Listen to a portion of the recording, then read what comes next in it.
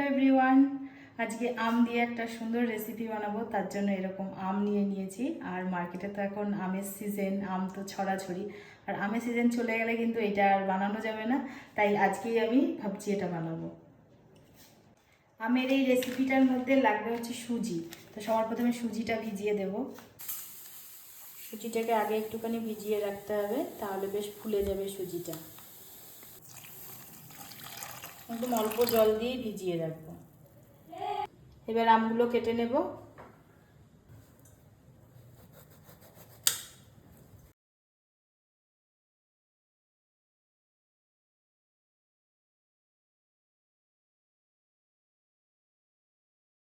লাগবে নারকেল, তো এখানে নারকেলটাও ফাটিয়ে নিয়েছি।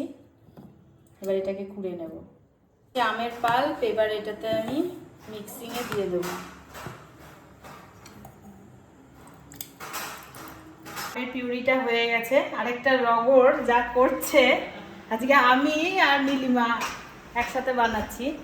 ওরা দিচ্ছি আমি হচ্ছে নারকেল কুড়াতে। ও বলে তুই আমার অন্য কাজ দে, আমি নারকেল কুড়াতে পারবো না। বললো হ্যাঁ আমি সব পারি, সব কাজ পারি, আমি নারকেল কুড়াতে পারি। এই যে একটা নারকেল কুড়াতে বসে ওর এই হাল হয়ে গেছে। হ্যাঁ, নারকেলের পিউরিটা হয়ে গেছে। এবার আমি সুজিতে দিয়ে দেবো। সমস্ত কিছু রেডি হয়ে গেছে, এবার কিন্তু মেখে নেব। এর মধ্যে আমি চিনি দিয়ে দিলাম, দিয়ে দেবো আমুল পাউডার, যদি কনডেন্সড মিল্ক থাকে সেটাও দেওয়া যেতে পারে। তো আমি আজকে আর দিইনি। আর সামান্য একটু নুন দিয়েছি, দিয়ে ময়দা দিয়ে খুব ভালোভাবে এটাকে এবার মেখে নেব। এই ব্যাটারটা মাখিয়ে একটুখানি রেখে দিতে হবে, তাহলে কিন্তু বড়াগুলোর শেপটা ভালো আসবে। এর মধ্যে আরও একটা জিনিস দেবে, সেটা হচ্ছে নারকেল। তবে নারকেল কুড়াতে গিয়ে আজকে একটা কাণ্ড ঘটেছে। ছিলাম তো ওর দায়িত্বে হলো না নারকেল কুড়ানো। তো এখন নারকেল কুড়াচ্ছি, নাহলে আমের রেসিপি বানানো হবে না। আজকে সারা বছর লেগে যাবে।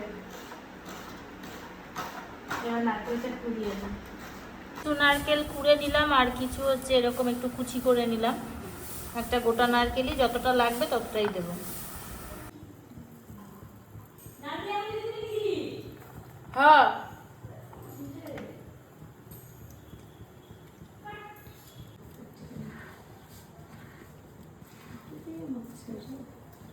হ্যাঁ, এবার সুন্দর করে মেখে নিতে হবে।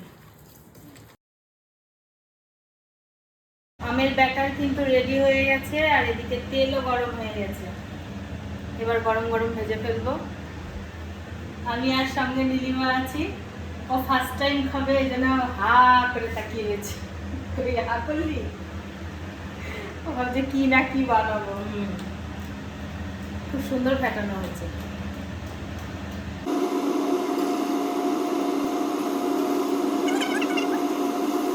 ভাজা হচ্ছে, ধৈর্য ধরে আস্তে আস্তে ভাজতে হবে, আর একবারে বেশি দেওয়া যাবে না।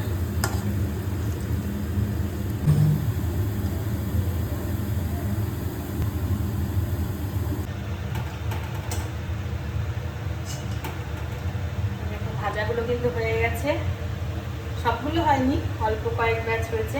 এবার তুলে ফেলবো। ব্যাচ মোটামুটি ভাজা হয়েছে, সেখানে তুলেছি। আর ওর দায়িত্বে দিয়ে গেছিলাম যে এই ব্যাচটা তুই তুলিস, এটা ও তুলেছে। আমি চালাবো না। এত সুন্দর বড় বড় হয়েছিল বড়াগুলো, কিন্তু ও কি করলো, পুরো এই হাল করলো। আরে আমি তো দাঁড়িয়েছিলাম, তো বলে আমি তো রান্নাঘরেই ছিলাম। রান্নাঘরে থাকার মানে কি এই যে এইটা, রান্নাঘরে ও ছিল, কিন্তু ওর মনটা ছিল অন্য জায়গায়।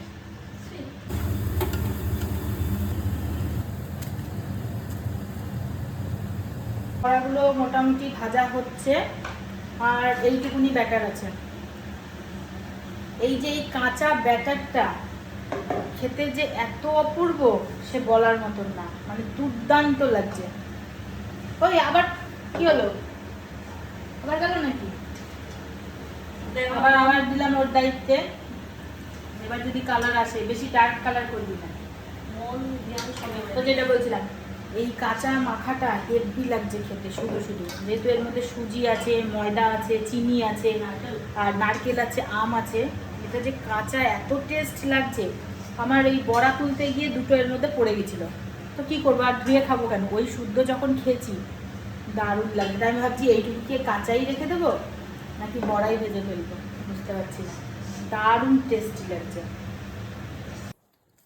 বড়াগুলো হেভি সফট হয়েছে, আর ফাটালে পরে প্রত্যেকটার ভেতরেই এইরকম নারকেল, এত টেস্ট লাগছে খেতে, সুপার লাগছে।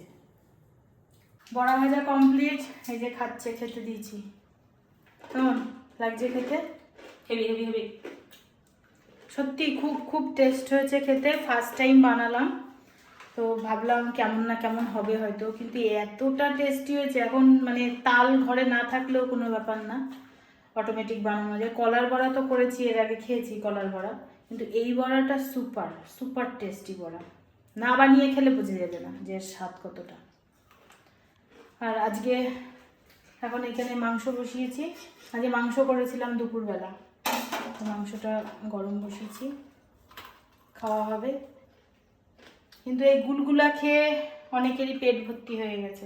মাংস তো গরম দিয়ে রাখলাম, রাতও হয়ে গেছে বেশ অনেকটা, বাচ্চারাও বলছে খাবো না, একটু লেট করে দাও, এখন তো বাজে প্রায় 11:30।